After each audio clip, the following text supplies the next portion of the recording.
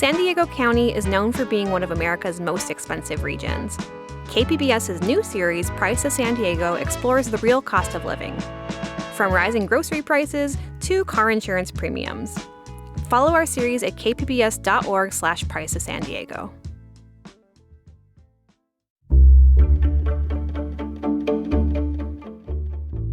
Good morning, I'm Lawrence K. Jackson. It's Tuesday, April 21st. A San Diego-based destroyer fired on an Iranian cargo ship. More on that next, but first, the headlines.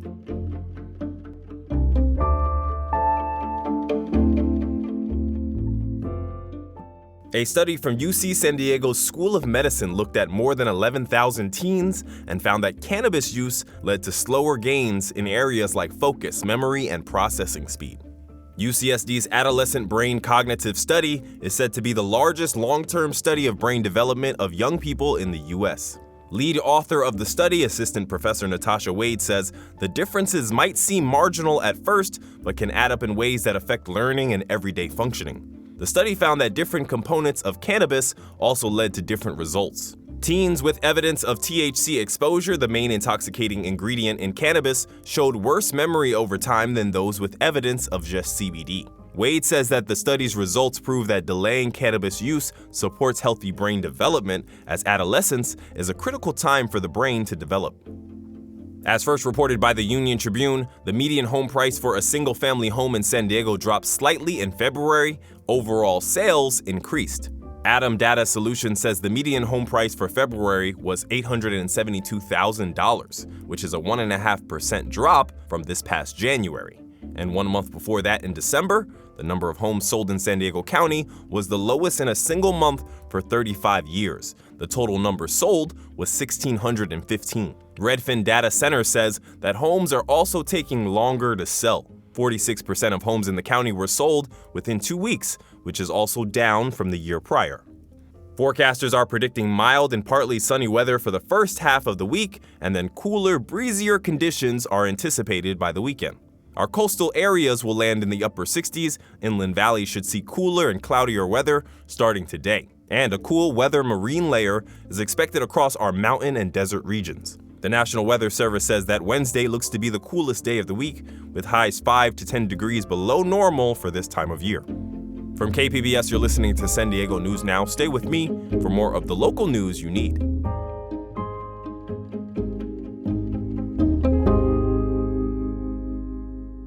KPBS On Demand is supported by the Museum of Contemporary Art San Diego, now showing Giants, art from the Dean Collection, featuring more than 130 works of art from the personal collection of musical and cultural icons Swiss Beats and Alicia Keys. More at mcasd.org.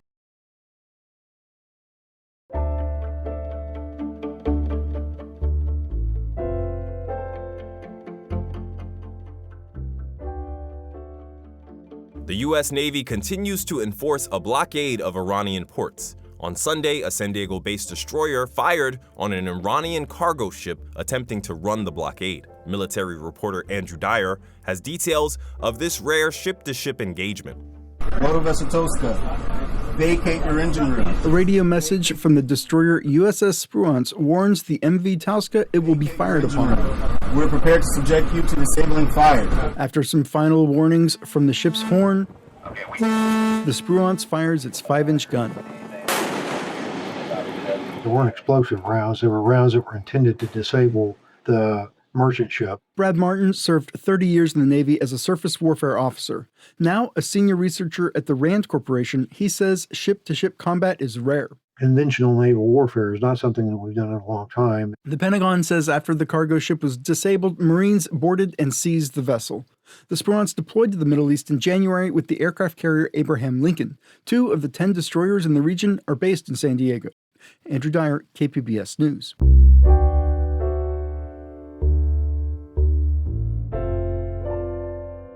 The Imperial County Sheriff's Office has arrested a 22-year-old from El Centro for threatening a local data center developer. Reporter Corey Suzuki has more. In a statement Friday, county officials alleged the resident made explicit threats of violence against the developer in an anonymous post on Facebook. County officials didn't specify what those threats were, and did not respond to questions. The arrest comes amid heated resistance to a massive AI data center complex planned in the center of the Imperial Valley. Dennis Morita is the city manager of Imperial, which is suing the county over the project. At a community town hall last week, Morita said residents should discourage anyone from resorting to violence. But should you have a conversation with somebody, you would consider that as a strategy. I would encourage you to encourage them to engage as you have all seen fit to do tonight. The rapid expansion of the AI industry has drawn intense and growing backlash across the country, including some acts of violence. Earlier this month, someone fired shots at the door of a city council member in Indiana.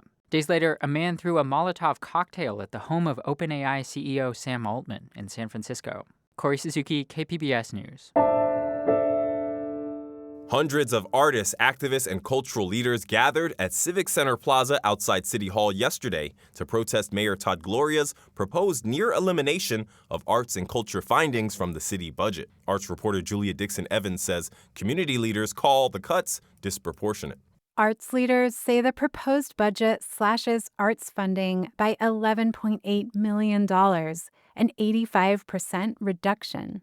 Impacted organizations include Comic-Con, San Diego Pride, and many museums, performing arts groups, and cultural centers. Ana Hernandez of Centro Cultural de la Raza says this is especially troubling when paired with public safety increases. There is evidence nationwide that ballooning police and carceral systems budgets are making us less and less safe. There is also powerful evidence that investing in arts and culture is a public safety strategy. It is a public health strategy. Next month, the mayor will present a revised budget for a council vote. Julia Dixon-Evans, KPBS News. And in more news relating to Mayor Todd Gloria's proposed budget cuts for next year, education reporter Katie Anastas says youth advocates are asking city leaders to preserve funding for libraries, parks, and recreation centers. Mayor Todd Gloria presented his budget proposal to the San Diego City Council on Monday. He says inflation, infrastructure needs, and slow revenue growth have led to a $118 million deficit. He says all city departments will face cuts to fill that gap. These decisions are not easy, and they will have impacts on all of us, but they are necessary to protect core services and meet our legal obligation to pass a balanced budget. The proposal cuts operating hours and staff in both the library and parks and recreation departments. It also eliminates the Office of Child and Youth Success. That office advocates for youth and families in city planning and seeks grants to support the city's youth programs. Advocates spoke against those cuts. Patrick Stewart is CEO of the Library Foundation. For many families across San Diego, especially those with the fewest resources, these spaces are essential lifelines. The City Council will hold Budget Review Committee hearings the first week of May. Gloria will release a revised budget proposal in mid-May. The City Council is expected to adopt a final budget in June. Katie Anastas, KPBS News.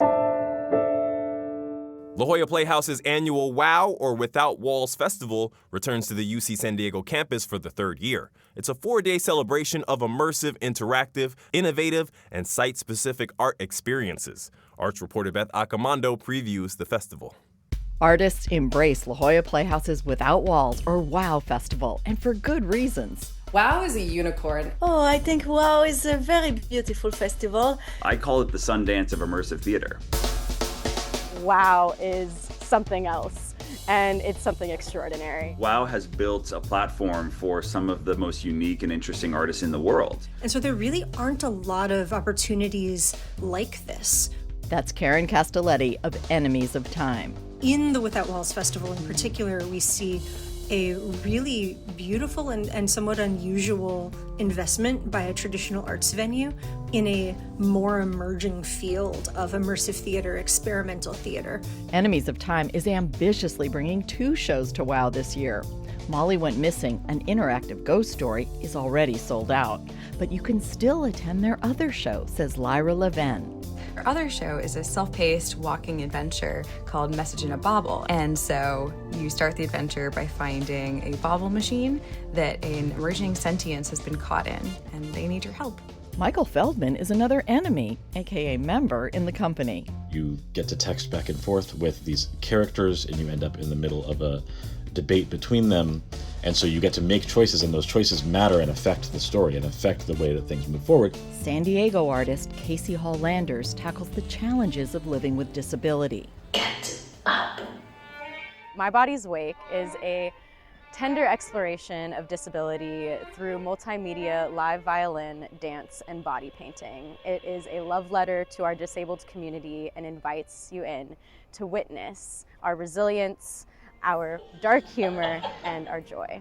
Hall-Landers became disabled while in the Tisch dance program. I could no longer continue with the rigorous technique classes, but still wanted to perform and still wanted to dance, and dance was still my salvation for my body, to find comfort in ways that pedestrian movement was actually causing pain. My Body's Wake is an accessibility-driven show. For a flood of awareness into access.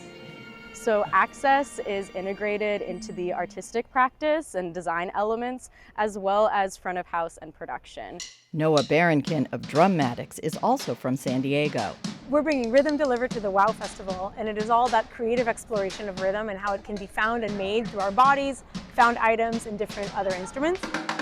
Combining anything percussive with tap was a natural outlet for me. I like DIY, I like technology, I like engineering, invention, and so that also is included in my creation for Rhythm Delivered. One of the international artists at WOW is Josette Lepine, half of the Kif Kif sisters. Jump Side Up is about two twin sisters, which it's our real relationship. The game is to make a show out of nothing, out of household objects. Her show is outdoors at Warren Mall, a public space where anything can happen. We can have all sort of stuff happening also. Like one day we had a bird coming on the stage and taking a prop and going away with it.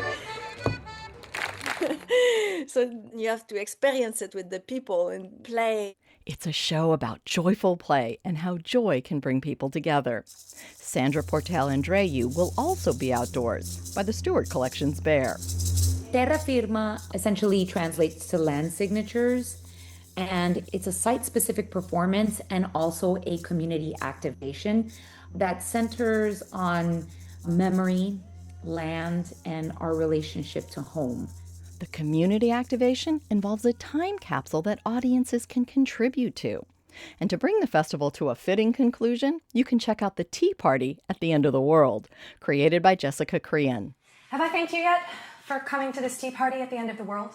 My show is called Tea Party at the End of the World, and it is an interactive tea party where a small audience comes together and we drink loose leaf teas, we talk about tea, we also talk about death and the end of the world and what this scale of the end of the world means to us, from polar to personal.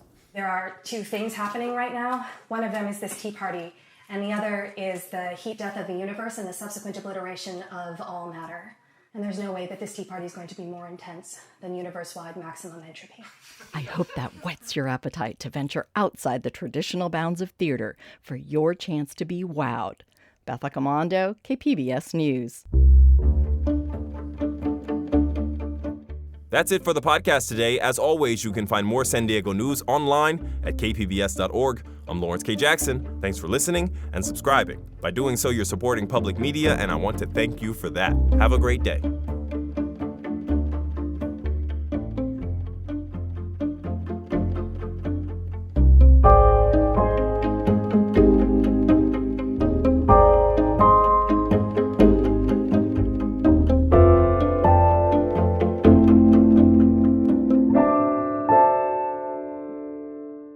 KPBS On Demand is supported by UC San Diego Park and Market, located in the heart of downtown San Diego, offering an event venue with cityscape views and state-of-the-art technology. Available for events, meetings, and conferences near hotels and the convention center. Details at parkandmarket.ucsd.edu.